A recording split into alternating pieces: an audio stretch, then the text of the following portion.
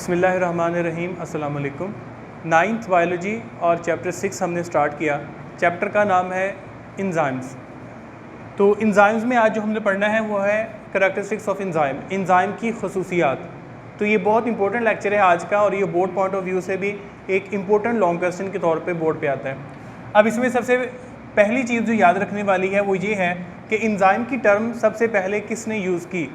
Enzyme की term सबसे पहले विनहेलम क्यूने ने यूज़ की 1878 के अंदर। 1878 में विनहेलम क्यूने नाम के साइंटिस्ट ने इंजाइम की टर्म सबसे पहले यूज़ की, जिससे इंसानों को पता चला कि कुछ ऐसी प्रोटीन्स होती हैं जो हमारी बॉडी के अंदर केमिकल रिएक्शन को तेज़ करने का काम करती हैं, उसको स्पीड अप करने का काम करती है, और वो चीज़ें इंजाइम्स होती हैं। इंजाइम्स सबसे पहली चीज़ और इम्पोर्टेंट कि आल इंजाइम्स और प्रोटीन्स कि जितने भी इंजाइम्स होते हैं वो तमाम प्रोटीन्स होते हैं। लेकिन यहाँ पे आलमोस्ट का वर्ड लाजमी लिखें, क्योंकि तमाम इंजाइम्स, दुनिया के तमाम इंजाइम्स जो हैं वो लाजमी नहीं है कि वो सारे के सारे प्रोटीन्स हैं। कुछ इंजाइम ऐसे भी हैं जो आरएनए के तौर पर भी कुछ आरएनए ऐसे हैं जो इंजाइम के तौर पर काम करते हैं। तो इसलिए almost all proteins are enzymes के तकरीबन जितने भी इंजाइम्स हैं वो तमाम के तमाम प्रोटीन्स हैं। अब ये जो प्रोटीन्स हैं, ये प्रोटीन्स जो हैं ये किस चीज़ के मिलने से बनते हैं। प्रोटीन्स जो हैं ये एक्चुअली अमाइनो एसिड्स के मिलने से बनते हैं। तो इसलिए हम ये कह सकते हैं कि इंजाइम्स भी अमाइनो एसिड्स के मिलने से ही बनते हैं। तो ये इनका पहला पॉइंट है कि ये प्रोटीन्स होते हैं, और क्योंकि प्रोटीन्स अमाइनो एसिड्स के मिलने से बनते हैं तो हम ये कहते हैं कि इंजाइम्स हैं वो भी अमाइनो एसिड्स के मिलने से ही बनते हैं। अगली चीज़ है स्पीड अप द रिएक्शन, कि ये किसी भी केमिकल रिएक्शन की स्पीड लाखों गुना तेज़ कर देते हैं। Millions of time faster reaction perform किए जाते हैं इंजाइम्स की प्रेजेंस में। अगर इंजाइम्स नहीं होंगे तो रिएक्शन बहुत स्लो चल रहा होगा। जैसे ही इंजाइम उसके अंदर पार्टिसिपेट करेगा वो रिएक्शन जो है वो स्पीड अप हो जाएगा। तो ऐसा क्यों होगा? क्योंकि हमने पहले लेक्चर के अंदर ही ये बात कर ली थी कि इंजाइम्स कैटालिस्ट होते हैं, और कैटालिस्ट कोई भी ऐसी चीज़ होती है जो किसी भी केमिकल रिएक्शन में हिस्सा लेती है आके और उसको तेज़ कर देती है, लेकिन ख़ुद उसमें यूज़ नहीं होती। जिस शक्ल में आई थी उसी शक्ल में वो रहती है, खुद ना तो वो कम होती है ना वो ज़्यादा होती है, ना उसका स्ट्रक्चर चेंज होता है, ना वो डाइजेस्ट होती है, कुछ भी नहीं होता। जैसे ये रिएक्शन चल रहा है और जिस शक्ल में ये इंजाइम आता है रिएक्शन को कंप्लीट करने के बाद उसी हालत में ये वापस चला जाता है। तो ये कैटालिस्ट की खासियत है कि ये बग़ैर जो है वो अपने आप को यूज़ किए बग़ैर जो है वो यूज़ अप हुए वो रिएक्शन को की स्पीड तेज़ कर देते हैं। अगली चीज़ है इंजाइम्स आर स्पेसिफिक, कि इंजाइम बड़े ख़ास होते हैं। ख़ास होने का मतलब ये है कि हर इंजाइम का एक ख़ास सबस्ट्रेट है और उसने उसी के ऊपर जाके अटैक करना है। जैसा कि प्रोटीन्स हैं, प्रोटीन्स को डाइजेस्ट करने के लिए हमारी बॉडी में अलहदा से इंजाइम्स हैं। कार्बोहाइड्रेट्स को डाइजेस्ट करने के लिए अलहदा से हैं और लिपिड्स को डाइजेस्ट करने के लिए अलहदा से हैं। अब प्रोटीन वाला कार्बोहाइड्रेट पे नहीं काम कर सकता और जो कार्बोहाइड्रेट वाला है वो प्रोटीन पे काम नहीं कर सकता, क्योंकि वो उसका सबस्ट्रेट ही नहीं है। हर इंजाइम स्पेसिफिक है, हर इंजाइम ख़ास है कि उसने बस यही काम करना है, उसके अलावा वो कोई काम नहीं करेगा। तो इंजाइम स्पेसिफिक होते हैं। अगली चीज़ है एक्टिव साइट। ये जो है वो शॉर्ट में भी काफ़ी इंपॉर्टेंट है। एक्टिव साइट क्या होती है कि इंजाइम्स जो होते हैं ये ग्लोबुलर प्रोटीन्स होते हैं, अमाइनो एसिड्स के बने हुए। ग्लोबुलर प्रोटीन्स ऐसी प्रोटीन्स होती हैं जिनकी शक्ल राउंड होती है, जो कि गोल शक्ल की होती हैं, ग्लोबुलर प्रोटीन्स। तो इंजाइम के स्ट्रक्चर का एक ख़ास हिस्सा ऐसा होता है जहाँ पर सारा केमिकल रिएक्शन जो है परफॉर्म किया जाता है, और उस हिस्से को हम कहते हैं एक्टिव साइट। अब इस डायग्राम में ये चीज़ जो है इतनी, इसको हम कहते हैं एक्टिव साइट।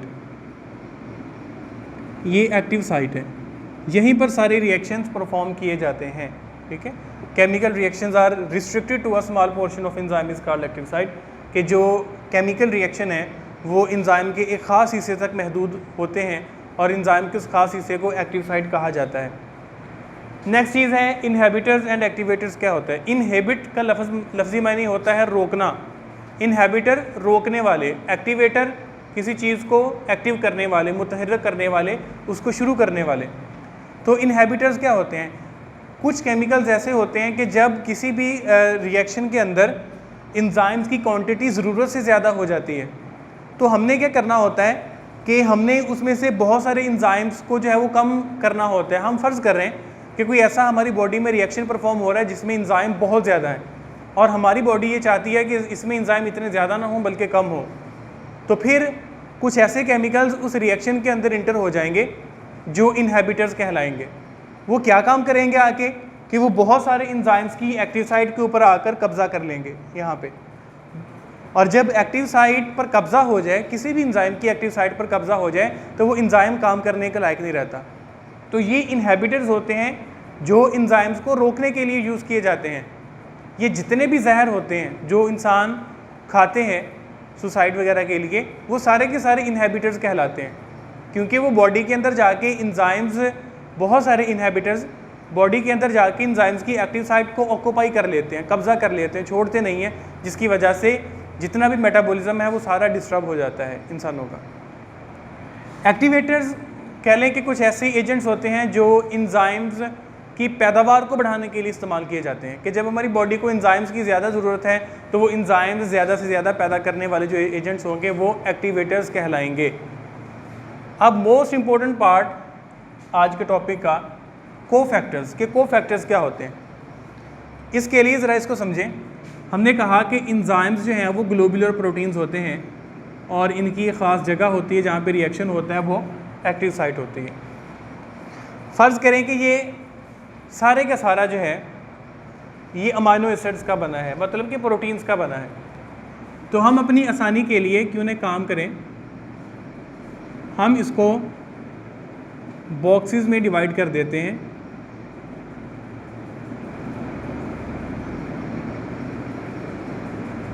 फ़र्ज़ करें कि इसमें मौजूद हर बॉक्स जो है वो एक अमाइनो एसिड है, हर बॉक्स एक अमाइनो एसिड।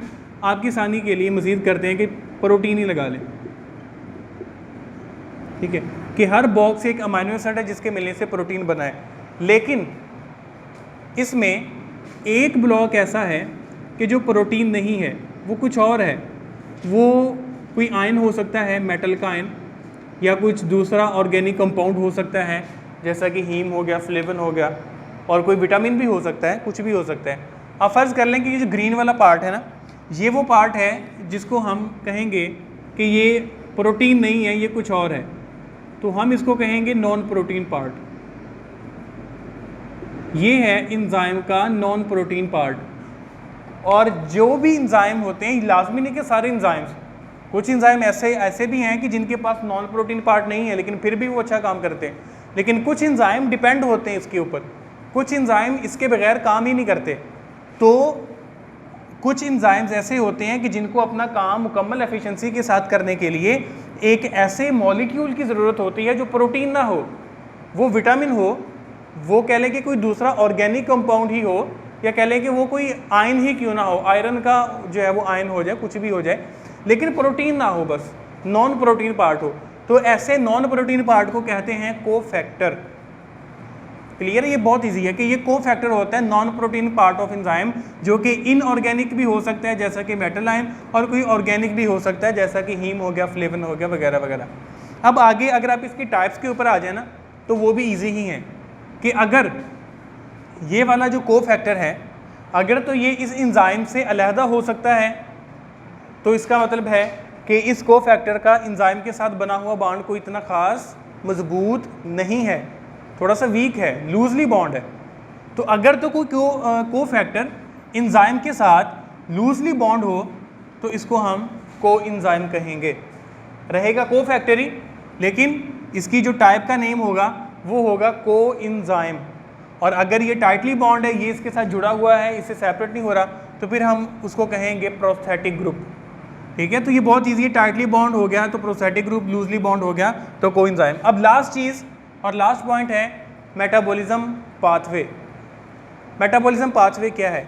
बाज़ औक़ात हमारी बॉडी में पाए जाने वाले कुछ ऐसे रिएक्शंस हैं कि जो बड़े ही कम्प्लेक्स हैं, वो किसी एक आध एंजाइम के बस की बात नहीं होती, बल्कि बहुत सारे एंजाइम्स ने उसके अंदर पार्टिसिपेट करना होता है। फॉर एग्ज़ाम्पल ग्लाइकोलाइसिस, मतलब कि ग्लूकोज की ब्रेकडाउन, ग्लूकोज को तोड़ना, ये एक बहुत लंबा रिएक्शन होता है जिसमें बहुत सारे एंजाइम्स अपना अपना हिस्सा डालते हैं। अब ये सारा काम कैसे होता है? इसमें गौर से समझिएगा, इसमें ये होता है कि एक एंजाइम, वन एंजाइम जो है वो क्या करता है कि वो सबस्ट्रेट लेता है, sorry, take the product of other enzyme as substrate. अब ये लाइन कह लें कि इस पूरे कंसेप्ट की जान है कि one enzyme take the product of other enzyme as substrate, कि एक एंजाइम किसी दूसरे एंजाइम की छोड़ी हुई प्रोडक्ट को अपने सबस्ट्रेट के तौर पे लेता है।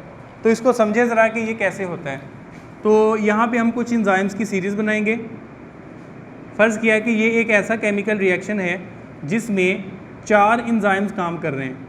हकीकत में तो कई एंजाइम होते हैं, लेकिन हम अपने कॉन्सेप्ट को समझने के लिए हमने सिर्फ 4 एंजाइम्स का यहाँ पे जिक्र किया है। तो ये एक कह लें कि ये एक सीरीज़ ऑफ रिएक्शन है। ये एंजाइम ए, ये बी, ये सी और ये डी। तो हमने फ़र्ज़ किया कि इनके सामने कोई ऐसा सबस्ट्रेट आ गया कि जो बहुत ही ज़्यादा कम्प्लेक्स था, यानी कि जिसको डाइजेस्ट करना या जिसको तोड़ना, कुछ भी कह लें, कि वो इतना ईजी नहीं था। तो क्या होगा कि सबसे पहले तो एंजाइम ए इसको लेगा एज अ सबस्ट्रेट। यहाँ हम एस फॉर सबस्ट्रेट यूज़ करेंगे और पी फॉर प्रोडक्ट यूज़ करेंगे। तो एंजाइम ए इसको सबस्ट्रेट के तौर पे लेता है और जितना हो सकता है वो अपना काम करता है। तो फ़र्ज़ किया कि इसको ब्रेक डाउन करना था, तो एंजाइम ए इसको जितना ब्रेक डाउन कर सकता था उतना किया, करने के बाद उसको छोड़ दिया। अब जब भी कोई सबस्ट्रेट एक्टिव साइट से निकलता है तो हम उसको प्रोडक्ट कहते हैं। तो फ़र्ज़ किया कि इसने जो छोड़ा है इसको, वो छोड़ा है इस हाल में कि इसने इसको इतना सा ब्रेक कर दिया, तो ये इसका पार्ट इससे सेपरेट हो गया। अब हम कहेंगे कि ये है दोनों चीज़ें, ये है एंजाइम ए का प्रोडक्ट,